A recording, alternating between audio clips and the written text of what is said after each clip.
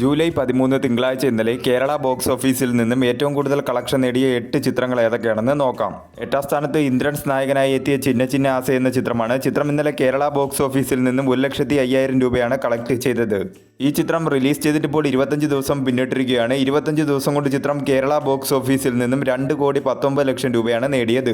ഒരു below average box office കളക്ഷനാണ് ചിത്രത്തിന് കേരള ബോക്സ് ഓഫീസിൽ നിന്നും ലഭിച്ചുകൊണ്ടിരിക്കുന്നത്.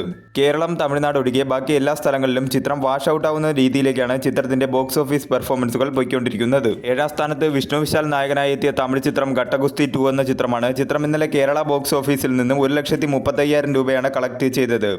ഈ ചിത്രം റിലീസ് ചെയ്തിട്ട് ഇപ്പോൾ 11 ദിവസം പിന്നിട്ടിരിക്കുകയാണ്. 11 ദിവസം കൊണ്ട് ചിത്രം കേരള ബോക്സ് ഓഫീസിൽ നിന്നും 93 ലക്ഷം രൂപയാണ് കളക്ട് ചെയ്തത്. ഒരു ബിലോ ആവറേജ് കളക്ഷനാണ് ചിത്രത്തിന് കേരള ബോക്സ് ഓഫീസിൽ നിന്നും ലഭിച്ചുകൊണ്ടിരിക്കുന്നത്.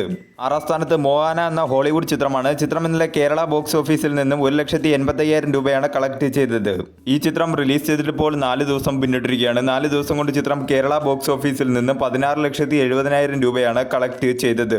5ാം സ്ഥാനത്ത് അഥർവ, ഫഹദ് ഫാസിൽ എന്നിവർ പ്രധാന വേഷത്തിലെത്തിയ ഇതയം മുരളി എന്ന തമിഴ് ചിത്രമാണ്. ചിത്രം ഇന്നലെ കേരള ബോക്സ് ഓഫീസിൽ നിന്ന് 3,25,000 രൂപയാണ് കളക്ട് ചെയ്തത്. ഈ ചിത്രം റിലീസ് ചെയ്തിട്ട് ഇപ്പോൾ 4 ദിവസം പിന്നിട്ടിരിക്കുകയാണ്. 4 ദിവസം കൊണ്ട് ചിത്രം കേരള ബോക്സ് ഓഫീസിൽ നിന്നും 21 ലക്ഷം രൂപയാണ് കളക്ട് ചെയ്തത്.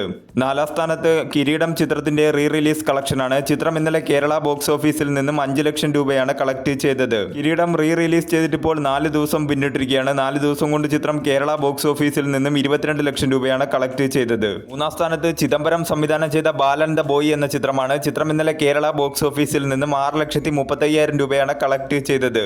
ഈ ചിത്രം റിലീസ് ചെയ്തിട്ട് ഇപ്പോൾ 25 ദിവസം പിന്നിട്ടിരിക്കുകയാണ്. 25 ദിവസം കൊണ്ട് ചിത്രം കേരള ബോക്സ് ഓഫീസിൽ നിന്നും 17,86,00,000 രൂപയാണ് കളക്ട് ചെയ്തത്. മികച്ച രീതിയിലുള്ള കളക്ഷനുമായി ചിത്രം കേരള ബോക്സ് ഓഫീസിൽ മുന്നേറിക്കൊണ്ടിരിക്കുകയാണ്.